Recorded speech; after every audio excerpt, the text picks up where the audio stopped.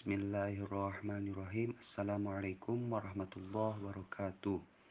Perkenalkan, nama saya Kusniawan dari kelompok 8 sekaligus moderator dari kelompok 8. Nah, di sini saya akan mempresentasikan tentang transistor logis. Yang dimana di sini saya tidak sendirian, saya ditemani oleh kedua teman saya.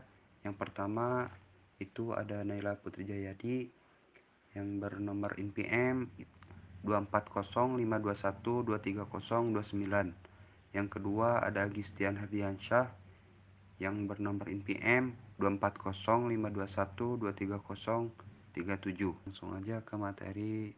Di sini saya akan menjelaskan tentang pengantar ke logika transistor logis atau logika transistor logis atau bisa disebut TTL. Adalah salah satu jenis teknologi sirkuit digital yang menggunakan transistor sebagai elemen dasar. TTL ini menawarkan kecepatan, keandalan, dan kemudahan penggunaan yang membuatnya populer di berbagai aplikasi elektronik. Atau biasa kita lihat di sini ada gambar. Nah, di sini ada transistor NPM atau PNP itunya. Ya, itulah nama. Nah, di sini teman-teman bisa lihat ya, ada gambarnya perbedaan transistor NPM dan PNP.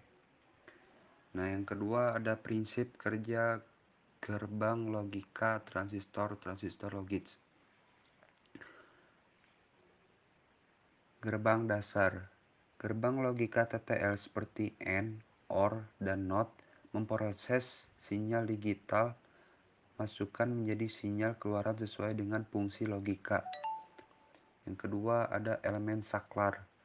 Transistor bertindak sebagai saklar digital, mengonversi sinyal analog menjadi sinyal digital yang dapat diproses oleh sirkuit transistor logis. Yang ketiga ada logika kompleks.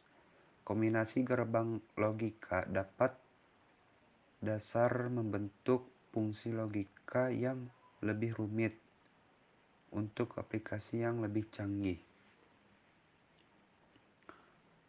Nah, di sini ada jenis-jenis gerbang logika TTL yang akan disampaikan oleh saudara Agistian. Jenis-jenis gerbang logika TTL. 1. Gerbang dasar. AND, OR, NOT, NAND, NOR, XOR, dan XNOR. 2. Gerbang penjumlah. Full adder dan half adder untuk melakukan operasi aritmatika digital. 3. Gerbang penggeser. Shift register untuk menggeser dan menyimpan data digital. 4. Gerbang lainnya. Komparator, decoder, dan encoder untuk aplikasi yang lebih kompleks. Terima kasih kepada saudara Agistian yang telah memaparkan jenis-jenis gerbang logika TTL. Nah, lanjut tentang karakteristik dan spesifikasi transistor logis yang akan disampaikan oleh saudara Naila. Karakteristik, listrik, dan spesifikasi transistor logik ada 3. Yang pertama, tegangan operasi. Umumnya beroperasi pada tegangan 5 volt DC, meskipun varian lain tersedia untuk aplikasi yang berbeda. Yang kedua, ada kecepatan switching. Waktu tunda propagasi TTL ini sangat cepat, berkisar dari beberapa nanodetik hingga ratusan nanodetik. Yang ketiga, kemampuan beban. TTL dapat menyuplai arus keluaran yang cukup besar untuk mendrive beban elektronik yang lain.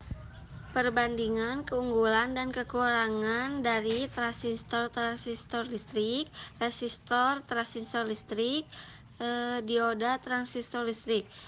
Yang pertama, transistor listrik, keunggulannya adalah kecepatan switching yang tinggi, keandalan dan stabilitas yang baik, kemampuan menyuplai arus beban yang besar, dan integrasi komponen yang tinggi. Kekurangannya adalah konsumsi daya yang relatif tinggi, sensitif terhadap variasi tegangan, dan tidak kompatibel dengan teknologi lain. Terus transistor listrik keunggulannya desain sederhana, mudah dipahami dan dirancang, biaya rendah, komponen sederhana, biaya produksi lebih rendah. Kekurangannya adalah kecepatan rendah, waktu propagasi tinggi, lebih lambat. Konsumsi daya tinggi terutama pada frekuensi tinggi.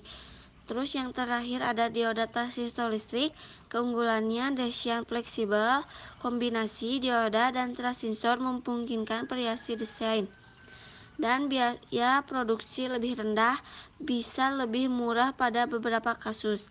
Kekurangannya kecepatan lambat, waktu pemulihan dioda lebih tinggi, dan konsumsi daya tinggi lebih boros dibandingkan TTL.